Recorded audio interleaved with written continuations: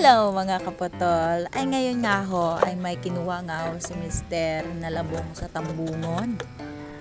Uwi-uwi niya nga ho pala sa akin pagkatapos niya nga daw ho mag-abuno sa palay. Gayon naman na agad-agad ko din talagang inasikaso. Para nga ho mga kapatol ay bukas ay maluluto ko nga ho bukas ng umaga.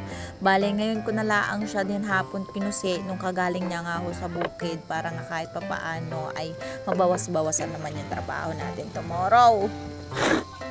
Gagayat-gayatin ko nga lang yan ng pahaba style tapos lalagain ko nga lang ho siya mamayang gabi. Ay sabi ko nga rin ho sa kanya ay hindi muna natin tulutuin ngayong gabi mga kapatol. Gayon nga ho na may ulam pa naman kahit papaano kanina. Tapos kinabukasan ay may huli nga ho ang aming fish shrimp na ilang pirasong hipon tapos isang bunog ay saktong-sakto na lang din talaga na sabi ko nga ho kay Mister ay sakto din ito para ispang sahog ko nga ho sa ay ginatan nga ho na labong mga kapotol. Ay syempre agad ko na rin talagang ikunusi at ito na nga ay sinalang ko na nga mainit na bebe oil at nagpalsik-palsik nganin ang aringahong bunog ay sinalang ko din talaga siya ng buhay para may thrill. Para maluto siya ng lahat ng bahagya. At syempre yung ilang pirasong hipon nga mga kapatol ay nilagay ko na laang din talaga at akin na nga rin ho talaga silang ipinirito bagong hungahon natin isahog sa ating ngahong ginataan na labong. Ay siya ay kitang-kita nyo nga ni na talaga nagpipinsikan ng aringahong mga hipon.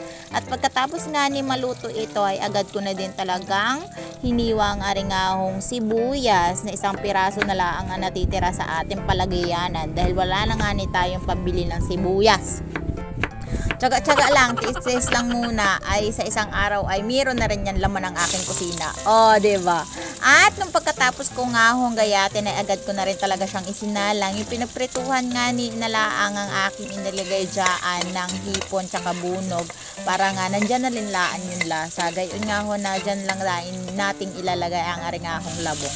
Pagkatapos na ng ilang minuto ay nilagay ko na nga ho ang aring labong. Gayon nga ho na hindi pa daw nag-aagahan ng aking mister ay papasok pa sa trabaho. Ay, sana all may pasok.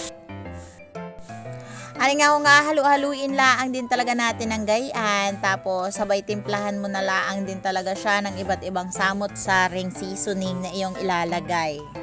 Hindi ko na din talaga na bedyohan kung paano nga naghiwa-hiwa dyan si Mister ng labong honey mga kapotol at saka yung ating ginataan o niyog na kinayod-kayod. Gayon nga na phone storage na tayo. Auto delete nga po pala ako kaya ayun nag-iipon talaga tayo ng vlog para kahit papaano ay kahit nasa trabaho tayo pagdating natin ng hapon ay may upload tayo para pasahudi naman tayo ni Meta. Sobrang baba din talaga ng sahudan ngayon. Gayon nga ho na sobrang dami na rin talagang vlogger. So many years nga ho mga kapatol ay lalagyan na nga ho natin ng aringahong gata. Tapos, tada! Magic! Hindi ko na rin na-bedyohan ang paglalagay ng gata. Gayon nga ho na hinati ko lang yung gata tapos nga nilagay ko na lang dyan ng direct. Tapos aantay lang tayo ng ilang minuto at pakukuluan na nga natin. Tapos, syempre, hahalo-haluin lang din naman natin niya kasi nilagyan na nga ho natin ng asin, tapos paminta, at iba pang seasoning kailangan nating ilagay. Gayon nga ho na kapag nalaman mo na rin yung tamang panlasa, ay syempre, wag nga ho natin kalimutan, ilagay yung ating pinirito na hipon at isang bunog nga ho na nahuli nga ho namin sa fish shrimp. Sobrang wala na din talaga sigurong laman yung ilog namin dito. Gayon nga ho na halos walang makain ang aringahong, walang mapahuli o mapadawi nga ho yung fish shrimp na kinana ni Mister kanina.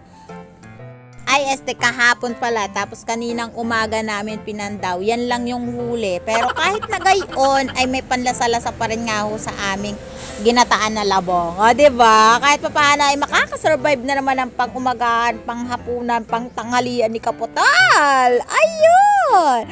After so many years nga ho, ay luto na nga niya ang ating ginataan na labong na may halong 6 na pirasong hipon. Tapos syempre isang pirasong bunog. Bilang na bilang ko yan. Ay, oo nga mga kaputol, naluto na nga ho natin ang aringahong ating recipe for today's video. Ay sa wakas, natupad din natin yung iilang pirasong hipon nga ni mga kaputol. Tapos bukas, ano naman, yung binagoongan naman na labong ang ating gayon nga ho na hinati ko yung labong na yan dahil para may pambaon din ako sa trabaho bukas ng morning at ating pangtanghalian. Pero ang gagawin ko naman ay lalagyan ko siya ng saluyot. Hindi ko na din talaga nilagyan ng saluyot ngayon yung ginataan dahil ayoko nga. Ginataan tapos madulas-dulas. Awkward.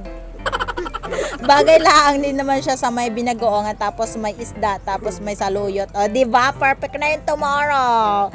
At have a good day mga kaputol. Maraming salamat sa inyong panunood. Bye!